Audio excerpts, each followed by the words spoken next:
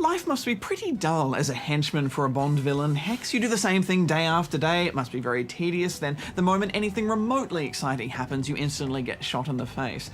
But after a few hours with 007 Legends, I started to wish I had the life of a henchman. Yeah, it's not great, is it? I mean, the derpy walk that Bond does and the gun barrel logo at the start is your first warning sign, and then it's all downhill from there. As Bond, you play through 5 missions, all based on films from the series. There's Goldfinger's smelting base, Blofeld's Swiss Alps Lodge from On Her Majesty's Secret Service, plus the launch site from Moonraker. Even License to Kill and Die Another Day get a look in. Bond? James Bond? There's also an extra level available as downloadable content based on Skyfall, but to be honest, I didn't really want to play that one because it would just spoil the movie entirely. Spoil it, or just because you knew exactly what was going to happen? Both, Hex. This game is so predictable. Legends has made stealth more of a focus than in previous Bond games, and at first I thought this could actually work, being a spy with a silencer and picking off your targets one at a time. Then I watched the tutorial. Bond, the bodies of eliminated or subdued enemies will remain wherever they fall. Along the way, you can collect pieces of intel on characters and upgrade weapons, plus it does offer some vehicular action, all of which feels really shallow.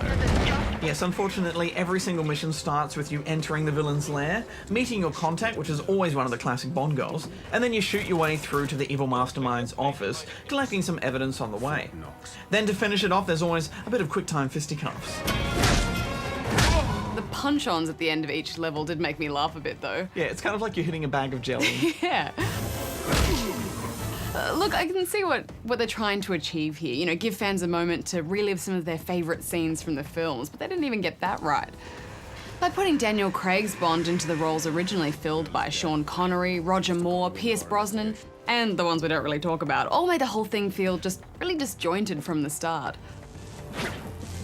Maybe if they'd used 007s from each era, it would have worked better. Yeah, maybe. I felt like I should have been getting a nostalgic hit from this game, but instead I felt like this was a remaster of some old game I can't remember.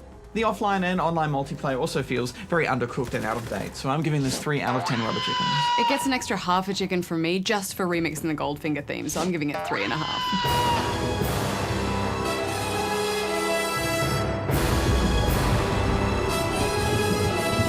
Well, if you are a Bond fan and you still want some Secret Service action, we've actually been playing a really fun browser-based text adventure.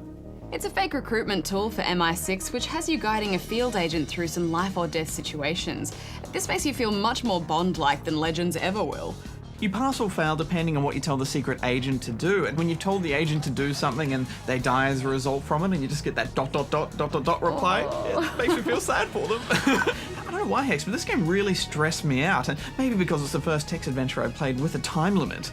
I love how you get warnings if you don't respond quick enough, and the commentary from your agent is saying things like, "They're coming, I don't have much time, they're coming through the door." It makes me wonder if the Secret Service used something actually a bit like this. I'm going to give it 7 out of 10 rubber chicken. I'm pretty sure they don't, but if they do, I could be games reviewer by day, secret agent by night. I'm giving it 7 as well. Next up, let's catch up with the gang from Tiny Power.